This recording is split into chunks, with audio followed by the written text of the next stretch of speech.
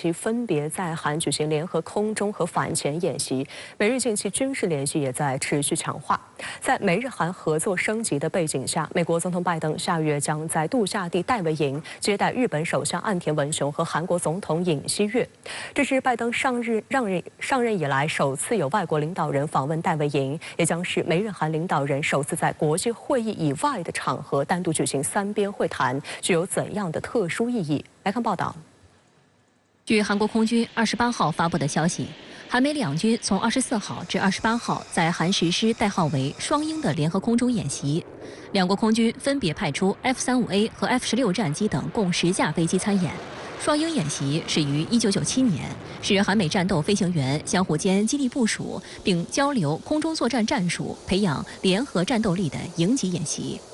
据韩联社报道，演习期间，韩美两军在半岛西部海域的海上射击场投入联合制导攻击武器，实施实弹射击训练，增强精确打击能力。这是韩军的 F-35A 战机首次参加该演习。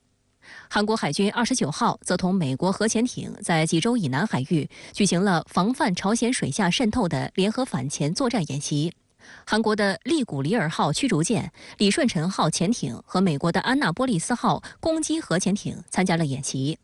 韩国海军称，此次联演侧重于熟练掌握探测、识别、跟踪朝鲜潜艇的作战程序，旨在提升韩美海军反制朝鲜潜艇的能力。另据美媒26号报道，由美国空军空中机动司令部主导的机动卫士2023多国联合演习，近日秘密测试了由运输机使用驯龙武器系统从空中发射巡航导弹。据介绍，驯龙系统属于托盘弹药武器系统，搭载于运输机升空后，首先通过运输机舱门空投而下，随即释放降落伞，开始稳定下降，并在此过程中逐一发射远程巡航导弹，对数千公里外的目标实施精确打击。美军的 C-17和 C-130运输机不需要经过复杂改造，就可以直接投入战斗第一线。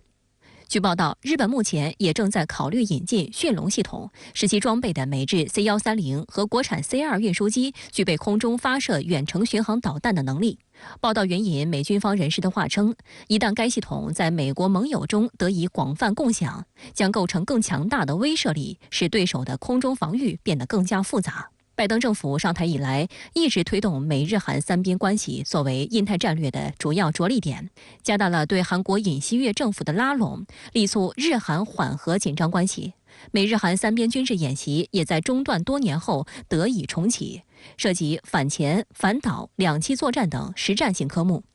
本月16号，三国在日本海举行海上联合反导演习，这也是尹锡悦政府成立以来举行的第4次同类演习。在此背景下，日韩军事合作也由冷转暖，双方部队开始大频度参加多国联合军事演习。本月25号，在参与由美澳主导的护身军刀2023演习期间，日韩两军首次在澳大利亚领土上进行了联合导弹发射演习。在美日韩合作整体升级的背景下，当地时间28号，美国白宫宣布，总统拜登将于下月18号在华盛顿近郊的美国总统度假地戴维营接待日本首相岸田文雄和韩国总统尹锡悦。美国有线电视新闻网29号报道称，这是拜登上任以来首次有外国领导人访问戴维营，也是自2015年时任总统奥巴马以来的首次，将成为拜登拉近美国与其亚洲主要盟友关系的又一契机。公开资料显示，戴维营位于马里兰州卡托克廷群山公园，距离首都华盛顿约1小时车程。原为美国海军设施，1942年成为时任美国总统罗斯福的疗养地。从那以后，历任美国总统经常在此度假，与外国领导人会晤。戴维营也见证了诸多历史性谈判与和平条约的诞生。二战期间，罗斯福总统和英国首相丘吉尔曾在这里见面。1959年冷战正酣之时，艾森豪威尔总统在这里接待了苏联领导人赫鲁晓夫。2000年，克林顿总统在这里主持了巴以双方领导人之间的若干会面，试图达成和平协议。2012年，奥巴马总统在这里主持了8国集团领导人会议。2021年8月，时任白宫新闻秘书普萨基曾表示，拜登总统喜欢戴维营。有分析指出，拜登选择在度假地戴维营接待日韩领导人，使三方得以在相对轻松的氛围下讨论议题，更凸显出对这两个盟友的拉拢姿态。白宫声明称，美日韩峰会上，三国领导人将庆祝三边关系翻开新篇章，重申他们之间牢固的友谊纽带，以及美日美韩之间坚不可摧的同盟关系。日本共同社援引多名外交消息人士透露，会谈将确认美国强化对日韩包括核保护伞在内的延伸威慑，谴责朝鲜的相关军事活动，强调朝鲜半岛完全无核化的必要性。此外，会谈可能还将讨论加强经济安保领域的合作，如半导体等重要物资供应链以及俄乌冲突问题等。近年来，美日韩多次举行领导人会晤。据悉，正是在今年5月的日本广岛七国集团会议期间，拜登向岸田文雄和尹锡悦提议在美国举行三国领导人会谈。日本读卖新闻报道称，即将于戴维营举行会谈，也将是美日韩在国际多边场合以外首次专门举行的三国领导人会谈。有观察指，美国在日韩和解及美日韩合作升级中扮演着重要的推手角色。拜登政府将印太地区锚定为中美战略博弈的核心场域，东北亚地区更是其围堵中国的前沿阵地。为此，美国重视整合盟办力量，热衷于在中国周边织密恶化小多边网络。因此，日益看重日韩两大盟友的地缘战略价值，极力撮合日韩破冰，给日韩发展军力松绑，以更大力度和决心打造美日韩铁三角，使日韩在扼压朝鲜、牵制中俄上发挥协同效应。美日韩合作升级给亚太地区战略稳定埋下重大隐患，值得域内国家高度警惕。从美国的角度来讲，它的目标根本不是在朝鲜半岛，美国它拉拢了日本跟韩国，就是要面对中国的这种崛起，实际上是要给中国造成更大的压力。我觉得中国大陆可能也是要有这种警惕，怎么样在面对美国的这种军事、经济各方面的威胁的时候，如何的去安抚日本跟韩国，能够创造一个共存这种大环境。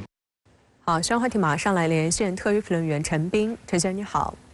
拜登总统8月份将和韩日领导人举行戴维营峰会，白宫说将翻开三边关系新篇章。那您认为美日韩关系将如何进化呢？主持人好，美国总统拜登呢把美日韩会晤选择在戴维营，意味着美日韩的关系将升级，将会更加密切。因为呢，美国往往把重大的外交关系改善选择在戴维营谈判，比如说呢，1959年美苏领导人戴维营会议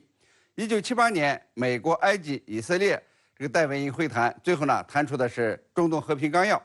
那么这次美日韩峰会也将强化和改善美日韩的合作关系，对东北亚及亚太地区的和平和安全可能会产生较大的影响。就像白宫所预言的，美日韩三边关系呢将翻开新篇章，更加强化友谊纽带，扩大在印太地区内外的合作力度。也就是说呢，通过戴维营会谈，美国要把日韩全面的纳入所谓的印太战略中，并且呢让美日韩成为印太战略支柱。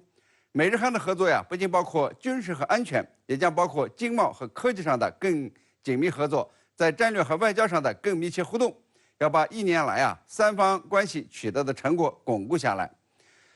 韩国总统尹锡悦上台以后美日韩之间的关系呢发生了比较大的变化，最突出的有4个方面：一是日韩关系发生根本性变化，两国之间呢不再有2战历史问题的纠葛，两国呢在技术和市场上以合作替代竞争。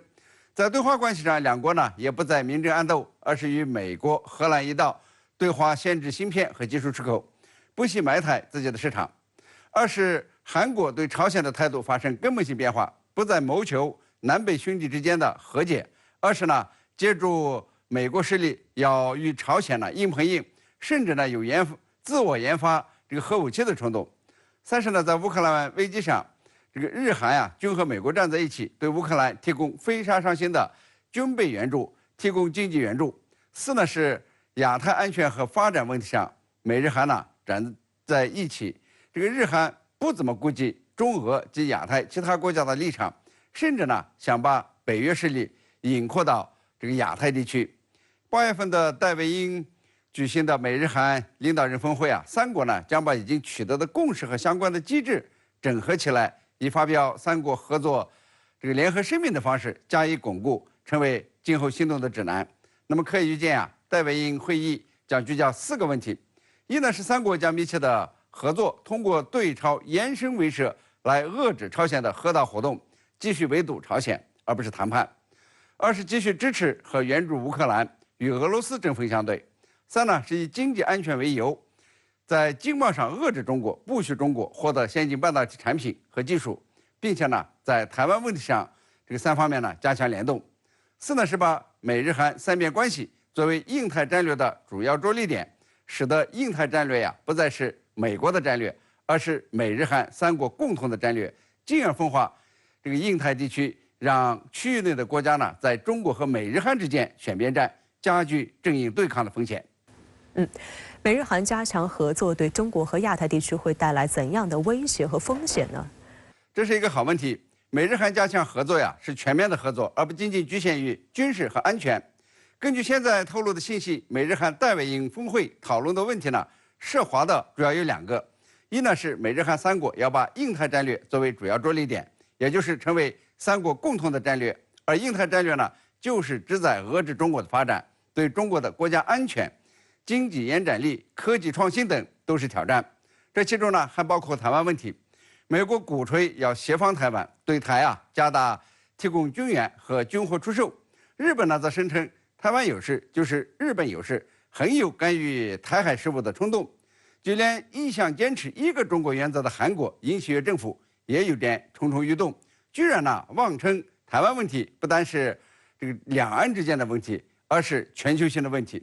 那么在今年5月份7国集团广岛峰会上，美日韩三国领导人呢就举行了会晤，商讨对抗中国的联合阵线，应对中国的所谓经济胁迫和武力攻台。